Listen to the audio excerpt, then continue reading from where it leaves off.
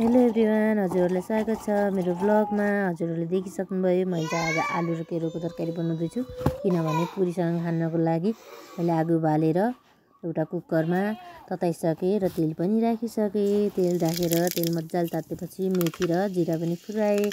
यसमा चाहिने प्याज, टमाटर, धनियाँ मसला पनि रेडी गरेँ। यसलाई चाहिँ मजाले भुट्नुपर्ने हुन्छ। प्याजलाई भुट्दैछु। आजको दिन चाहिँ हामीले हरियो केरो आज बेलुकीसँग हुने भएकोले म मिठो तरकारी बनाएर खानको लागि रेडी गर्दैछु। आज प्याज, टमाटर, मसलाहरू पकाएँ मजाले।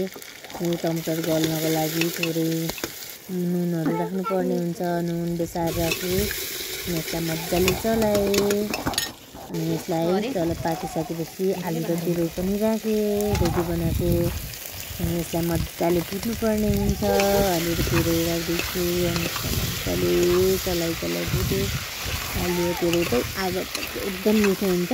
ग्यासमा भन्दा त्यसरी मैले चुलामा नै पकाउँदैछु। यसलाई एकछिन ढोकिदिने अनि यसमा हल्का भुटिसकेपछि यसमा पानी राख्नुपर्ने हुन्छ, किनभने डढ्छ नि त। यो केरो हल्का साह्रो भएकोले मैले यसलाई सिटी लाएर बनाउँदैछु। अनि यसलाई मैले पानी राख्दैछु। अब यसलाई सिटी लाउनु पर्ने हुन्छ।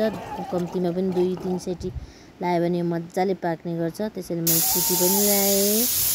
अनि सिटी पनि लागेपछि मैले तान्देँ कस्तो भयो भनेर हेरेँ। आलु चाहिँ पाकिसकेको रहेछ। यसमा चाहिँ पानी थिएन, थोरै पानी पनि राखेँ।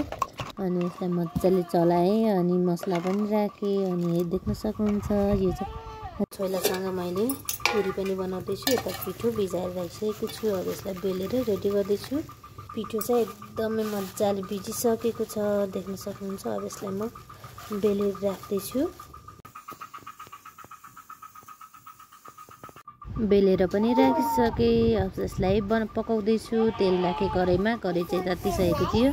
त्यसलाई पुरी पनि बनाइसकेँ र खानको लागि हामी सबैले खाइसक्यौँ। खाएको भिडियो चाहिँ हाल्नु पाएन, छोरीको मात्र बनाएँ। देख्न सक्नुहुन्छ। हजुरले यस्तो मिठो मिठो खानेकुराहरू घरमै बनाएर खान सक्नुहुन्छ। अन्तिमसम्म भिडियो हेर्दै भएकोमा धेरै धेरै धन्यवाद।